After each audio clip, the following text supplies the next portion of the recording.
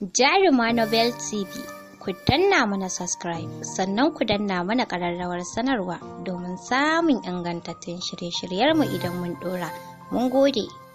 Kwai cikin ƙaya, babi na 82. Bismillahirrahmanirrahim. Kamar yadda Ummu Anam ta saba duk sanda takawa ya zo Saudiya, yakan zo har gidansa gaisa domin dai a halin da take ciki su kadai take makallon ƴan uwa. Su kadai ta sani a yanzu sai mijinta sai ƴaƴanta guda biyu. Ta mance ita wace ce, yar wace ce, daga ina take, daga ina ta fito.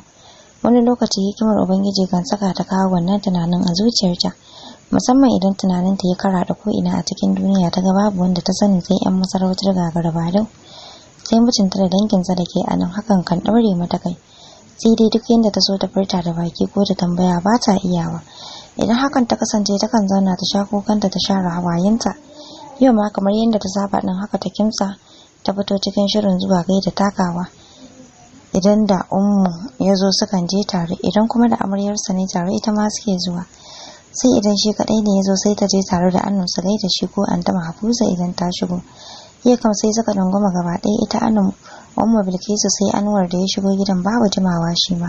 Dan tun da ya fita sallah sai yanzu yake dawowa saboda bai san da takawa suka zo ba, balle ya tunanin har da Jawad.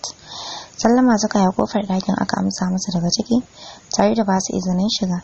Cikin Ummu Anam sai zama yake tana ta dai kokarin dannewa da karantuwa ta a zuciyarta. Anan da Bilkisu ne suka fara shiga, sai Ummu Anam sai Anwar a ƙarshe. Jiya na kwance a kujera, idanuwansa a lamshe tamkar mai barci, sai dai shigowarsa falon ya saka kirjinsa wani irin mahaukacin bugu, irin wanda tun da yake a rayuwarsa zai iya rantsuwa bai taɓa ji ba. Ya bude idanuwansa a hankali, zuciyarsa na wani irin masifaffen tsintsinkewa. Akan Bilkisu da Anum da suka zauna gefen abbansa Anwar ya fara saukewa, ya mai da kan Umma da ita ma ta zauna a kujerar ta takawa yake zaune. Sai Anwar da ke tsaye tamkar girki, idanu a ware yana kallon Jawad, da alama da yayi sumar tsaye ne na bazata. Ya mai da kallonsa ga tattijiyar mace da ta juya masa baya suna gaisawa da takawa. Tana sanye da bakar abaya ta naɗa kanta irin na ɗan Larabawa. Jiya gaba ɗaya jinin jikinsa na wani ba da zubu ba zai iya daurewa har sai ta juyo gare sa ba. A matakar ɗokance yake da son ganin ta, duk da cike yake da fargaba da tsoro har ƙarshen hasashensa ya zama kuskure ne kuma ba ita ɗin bace ba.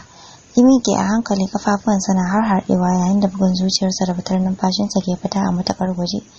Miƙewarsa ta daidai da miƙewar Ummu Anum, ita ma fuskar ta ɗauki da murmushi. Sun gama gaisawa da takawa, tana son komawa kusa da mijinta ta zauna sai a ɗora firar. Lauriya kawai take ita ma tana danna halin da take ciki. Lokaci ɗaya suka yi tsaye suna kallon juna, kallo mai wahalar fassara ga ma'abocin yinsa da wanda ke kallo. Kallo mai saka razani da firgici da ban mamaki, kallo mai ɗarsa sosai ga duk wanda idanuwansa zai iya sauka a kansu shi ma. Kafafun Jawad sun kasa ɗaukar gangar jikinsa. Mahaifiya ta wuce gaban wasa, jini ba ƙarya ba ne, musamman irin na uwa da 'ya'ya. Ko shekara 2000 bai ganta ba sai ya gane shekarun da ta barsa ba zai yiwu ya iya manta fuskar ta ba, musamman da ya zama yana kallon ta a hoto a koda yaushe. Manyan ta kawai da kiba da haske ta kara na alamun girma da jin daɗi. Ƙasa ya zube bisa gwiwoyinsa, jikinsa na rawa, kansa na wani irin masifaffen tsara masa tamkar zai tsage gida biyu. Cikin rabar harshe da kwararowar hawaye bisa kumatunsa ya ce, Ummu Anam da ke tsaye cikin maiwacin hali da rudanin zuciya da gangar jiki, idanuwan ta kafa akan Jawad ko kyaftawa ba ta yi. Ta daga hannu da kyar tana mai nuna shi da yatsanta manuniya, jikinta na wani irin rawa mai kama da Anwar ɗinta. Wane ne shi, daga ina yake? Ya kai kamanninsa da Anwar ɗinta, mutum ɗaya ta san duk duniya yana kiranta da wannan sunan. Sai dai wane ne, a ina yake, a yaushe ne kuma? Bakinta rawa yake amma ta gaza farce komai, sai ta yi luga ya za ta faɗi. Wani irin wawan miƙewa Jawad ya taro ta jikinsa daidai da zaburowar Anwar, shi ma yana ƙoƙarin taro ta. Sai kai hannunsa ya haɗe waje guda suka tallafo ta a tare. Zambar su ma 'yan falon duk suka miƙe tsaye, banda takawa kawai da ya rake abinsa, duk da shi ma da kyan nasa da ke sakwat. Daga can Anam ta kwala kiran sunanta cikin kukan da take yi tun farkon durƙushewar ji a gaban Ummu Anum. Bilkisu ma hawayen take yi. Abin tausayi da tashin hankali daga Jawad har Anwar kuka suke suna faman girgiza Ummu Anum da kiranta. Zai na faɗin Ummu na please Ummu na, ki bude idanuwanki ki ganni, ni ne ji ɗinku ke da Abba, kar ki ce ba haka ba dan Allah. Dan Allah Ummu na, zuciyata za ta buga, ki tashi ki ganni ki ce min da gaske ke ce ba ki zo idanuwa na ke yi ba. ba mafarkin da na saba yi bane, ba tunanin da nake dulmiyawa bane. Ki tabbatar min a zahiran take ce tare da ni ummuna, ki tashi ki gaje dinki. Ya zamje din gaskiya dan Allah ummuna, karki ce baki gane ni ba, karki ce baki san ni ba. Ya ja din karshen da fashewa da wani irin kuka mai ban tausayi da sama zuciya, yana mai kifa fuskarsa saman tata. Anwar shi ma kukan yake yana faɗin ummu anan ki tashi dan Allah, ki tashi ka faɗa min shi din dan uwanmu ne da gaske. Wallahi ina jin kaunarsa mai zafi a raina irin wanda ban taɓa ma wani mahaloge irin ta ba. Ji nake tamkar zan iya rasa numfashi na saboda shi. Ummu anan dan Allah ki ce shi dan jinin mu ne ummu. Duk wanda ya ce bai yi hawaye ba a falon nan ƙarya yake, hatta da takawa sai da ya sa hankali bai tsana hawaye. Abinsa Anwar ya saka gefen mayafinsa da Larabawa ke saka saman kai ya share nasa hawayen. Kafin ya taka a hankali shi ma ya durƙusa a gabansa ya ɗago kawunansa ya rungume a ƙirjinsa yana shafa kansu. Fuskarsa ɗauke da ɗan murmushi ga ƙwalla da suka sake cika idanuwansa. A hankali ya kai bakinsa saman kan Jawad ya sumbata kafin ya maida akan Anwar shi ma ya sumbata.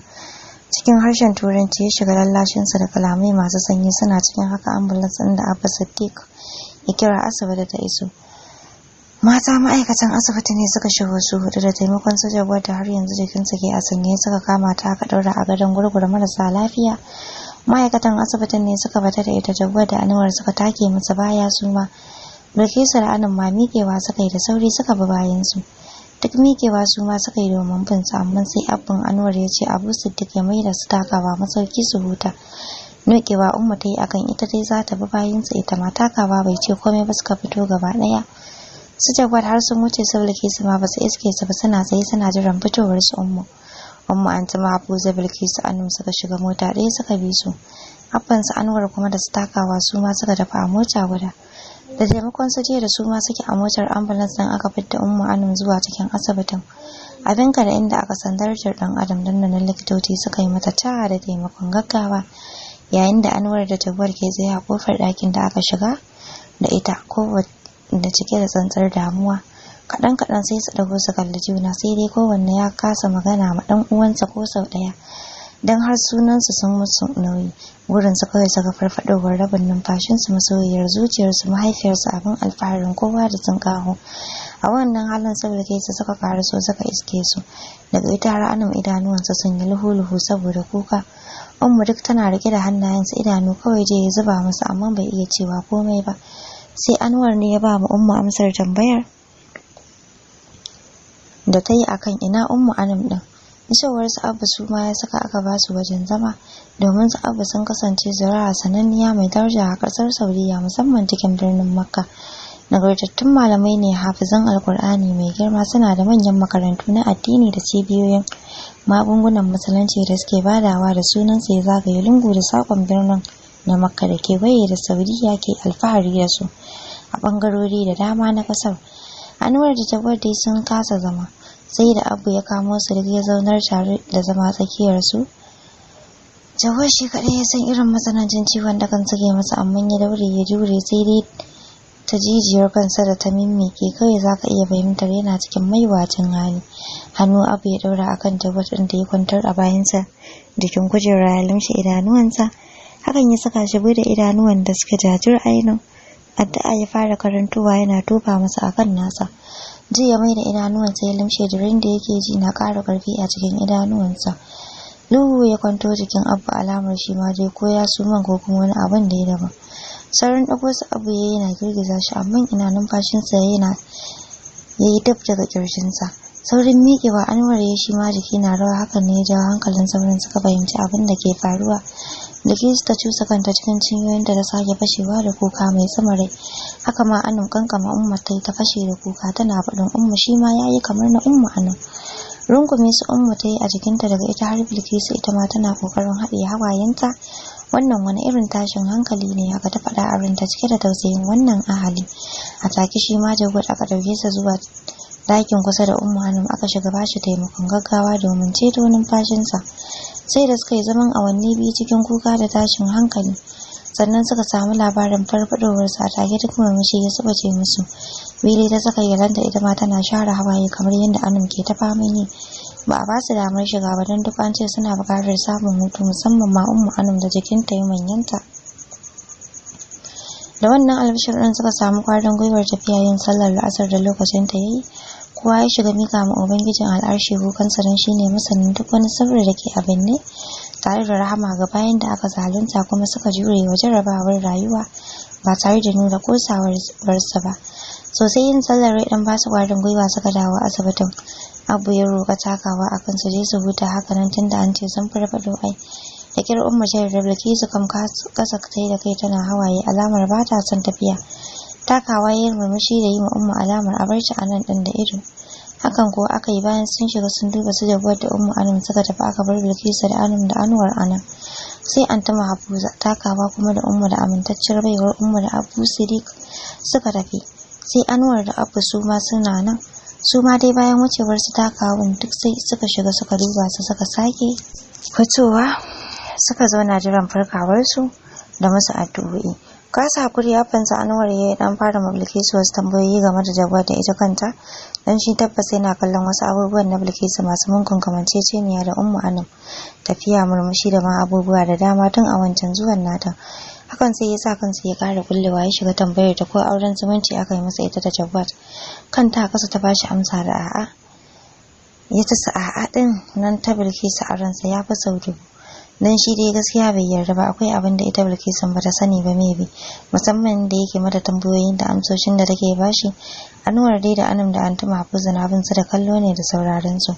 A haka lokacin sallar magariba yayi ita ma suka tashi suka gabatar sun dawo ne suka iska Jawad ya tashi. Abu ne ya ce Bilkisu kawai ce za ta shiga ba don Anwar da Anum sun so ba suka hakura. Tunda na shigo ɗakin idanuwa na akan saska shi ko nasu alamshi tamkar mai barci har yanzu yana kwance ne, amma yanzu an dago garin sama ta wajen kanshi yadda kwanciyar ta bada style kamar yana azumi. Na ci gaba da takawa a hankali na karasa gare sa zama na daidai sai dan fuskarsa tare da rankwafawa na sumbaci goshinsa. Hawayen da suka cika min ido suka ziraro suka daga akan fuskarsa. Bude idanuwan yayi a hankali tare da riko hannuna cikin nashi kallon cikin ido muka yi majuna. Wasu hawayen suka sake salalo min na tausayinsa abinda ban taba gani daga gare sa ba sai yau kuka. Bas ne gwanin dauriya da shanya abu yi kuka kai mahaifiya da binci a rayuwar kowanne dan adam. Mahaifiya ta fi gaban wasa, mahaifiya mutum mafi daraja sama ga komai ga 'ya'ya. Na ayyana a raina ina matsawa jikinta na kwantar da kaina a kirjinsa ina fashewa da kuka. Dan ni ma haka kawai sai na ji kaunar tawo mahaifiyar da kewarta. Inna ta gata na inna ta aba alfahari na da tinkaho na har ma da takama a dukkan dakika ta rayuwata. Da wadda shi ma wasu zafafan hawayen da babu zato suka salalo masa ya daura duka hannayensa zaman bayan ta ya rungume ta a jikinsa. Sun kai tsawon lokaci Bilkisu na kukan da shekar ta kasa ɓoye sa. Jagwada na kukan zuci da hawaye masu zafi da raɗaɗi.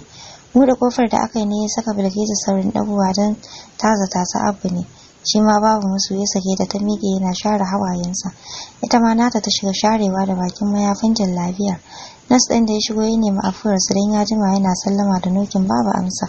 Hakan ne ya saka shi shigowa da rai don tun daga can waje ta CCTV da suke amfani da shi na ganin duk wanda ke a sashen da suke kula da shi.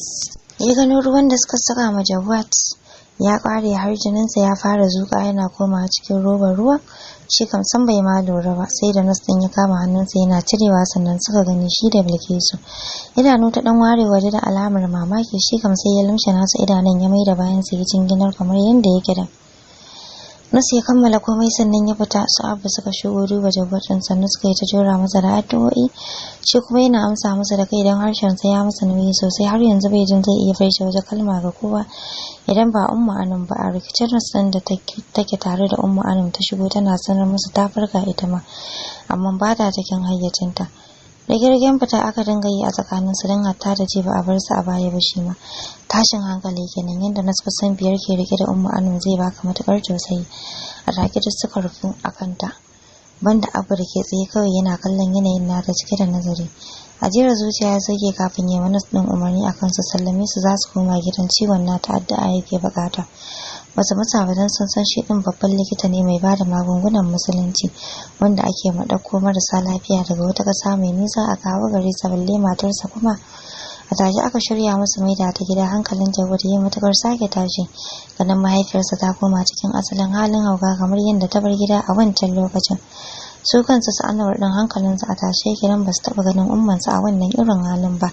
Sun dai san tana da wani rashin lafiya da takan fita hayyacinta lokaci amma basu taba sanin dalilin motsawar ciwon nata ba su ma. Da kuma Abu ya dage kanta sai ta dawo normal kamilar mace. Anwar ya sha tambayar Abu amma bai taba sanar masa komai ba, sai ya ce lokaci na zuwa da zai sani. Sarsa gida Abu Siddiq da Abu suka rufe akan Ummu Anum da karatun Alkur'ani mai tsarki. Hakan ne ya ji hankalin su Jagwar su ma duk suka daura alwala suka zauna suna yi su duka har Bilkisu da Anum, kai har ma da ma'aikatan gidan da Antuma Habuza da yaranta ita ma duk da kanana ne, ba bar su a baya ba. A hankali Ummu Anum ta fara lafa daga bige-bigen da take yi, ta bude idanuwanta da ke jajirtan karkarwashin wuta ne a cikin su. Tana bin su da kallo, ba karamin tsorata idanuwanta suka basu ba, amma hakan bai sa sun dakata ba, suka ci gaba. Maidawa ta sake limshewa tare da kwanciya jikinta na wani irin masifar rawa, sai kuma ta fashe da matsanancin kuka. Turaren magani Abu ya tashi ya kunna hayaki ya fara fita yana baje ɗakin. Wani irin gwanjin kuka ta fara mai ban tsoro, tana magana cikin muryar da daga ji kasan ba ta bace. Ku daina ƙona mu, don ko za ku shekara 1000 kuna ƙona mu ba za mu bar ta ba. Za mu gama jiya ne a jikinta ba tare da mun bar aikinmu ba. Alƙawari ne rubutacce za mu kasance da ita har ƙarshen rayuwanta.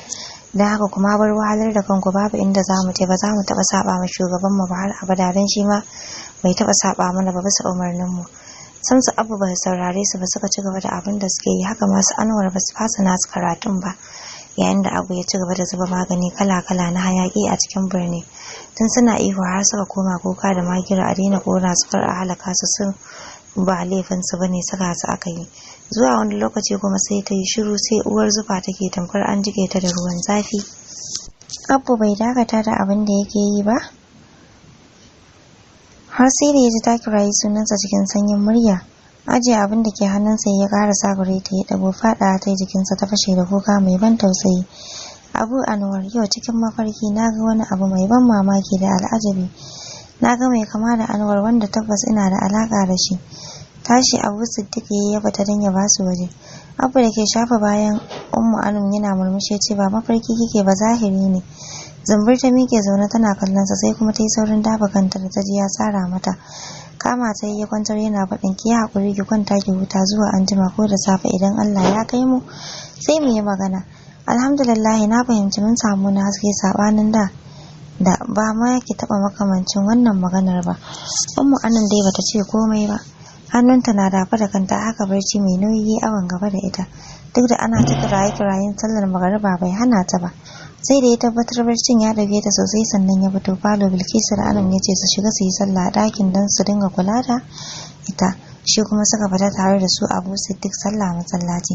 Tunda suka fita sallah Abu ya fahimci Jawad baya jin daɗi, dan da ya kama hannunsa sai ya ji zafi, alamar zazzaɓi na neman rufe sa.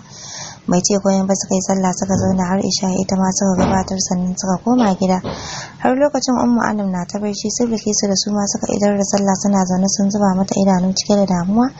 Sashin baki Abu ya sa aka gyara aka kai masu Jawad abincin su can. Abu ya ce Anwar ya je ya raka Jawad, ita ma Bilkisu Anum za ta rako ta. Duk wani masoyin su Momi hankalinsa a tashe yake akan ɗauke Shahuda da ɗan Fir'auna yayi. Abin ɗaura kai da ban mamaki shine duk yanda 'yan sanda suka bazu neman su ba su samu koda mai kama da shi ba. Daidai da bayarsa an kasa samun ta kowanne yanayi. Dama ita Shahuda ta wayar nan ta bari bata ɗauka ba. Duk kuma inda ake tunanin samun ɗan Fir'auna an je bashi babu abokansa. Hankalin kowa ya ƙara tashi. Mimi kuka take kawai tana zazzaga mata da masifa ta waya akan ya dawo, ita tashin hankalin nan ya mata yawa.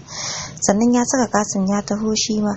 Shi dai lallashin da kawai yake, idan shi ma hankalin nasa ai ba a kwance yake ba, yana matakar kaunar Shahuda fiye da zaton mai hasashe.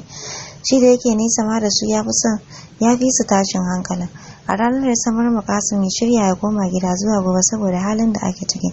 Kasim dai ya amsa da to, don zuwa yanzu bai iya mata ta musu akan komai. Duk abin da ya ce ya shi yake yi ko da bai masa ba. Tun a daren ya fara shirin komawa kasarsa ta haihuwa, don dama hankalinsa ba ma a kwance yake ba a China, saboda wata cuta da ake tara ɗan ta bullo a wani yanki da kasar can mai suna coronavirus. Mutane duk a saurata suke, da kyar ya iya danna ran sai je yayi wata yar sayayya da yake bukata ya dawo hotel din da yake kimta kayansa. Insha Allah jirgin farko na gobe da shi zai tashi zuwa kasar Dubai cikin birnin Abu Dhabi. Daga nan zai hau jirgin da zai sada shi kasarsa. Dan Fir'auna ka saka mu a cikin iya kofar ɗakin Ummu Adam ta tsaya ta yi min sai da safe, kaina kawai na iya ɗaga mata ba tare da na ce komai ba. Kofar na tura na shiga da sallama a bakina. Falo ne madaidaici da aka zuba komai cikinsa sai kamshi mai daɗi ke tashi a ciki. Na sauke kumburarrun idanuwa na akan basa ke kwance cikin doguwar kujera, idanuwan rufe. Na yi masa kusan kallon mintuna biyu kafin na ƙarasa inda yake durƙusa ne gaban kujerar, na ɗaura hannuna saman goshinsa. Wani irin zafi na ji zuru, don haka na rantsa idanuwa na da sauri. Jin ya ɗaura hannunsa saman nawa na buɗe ido na, hannun ma akwai zafi shi ma. Harfe idanuwansa suke har yanzu. Yayin mu baka da lafiya ne? Bai ce min komai ba sai idanuwansa da ke jajire buɗe yana kallo na. Hawaye na duk sun cika min idanu, ya ɗan lumshe nasa idanun ya sake buɗewa a kaina da girgiza min kansa, alamar kar na yi kuka. Ban ankara ba na ji sun salalo kawai hannunsa ya ɗaura saman kumatuna ya shiga share min ba tare da ya yi magana ba.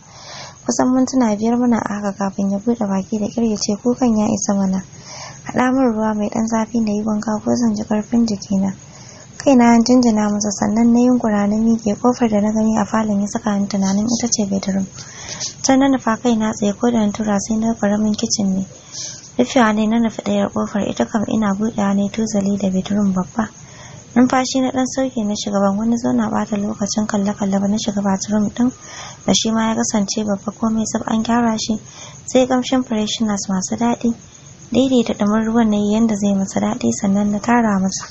Komawa falon na yi na taimaka masa ya tashi zaune, dan da gaske baya jin karfin jikinsa, amma duk da haka ya min nauyi sosai. Haka dai na daure har muka isa bedroom ɗin. Taimaka masa ne ya cire kayan ya rage daga shi sai singlet da boxers kawai. Haka na sake taimaka masa zuwa bayan, duk yanda na so na zami na bar sai ya wankan shi kadai bai yarda ba. Yace na taimaka masa, jikinsa san babu wani karfi, gashi yana jin jiri, dole na daure ne masa yadda yake so. Sannan na sake taimaka masa muka fito, har kayan barci an kawo mana.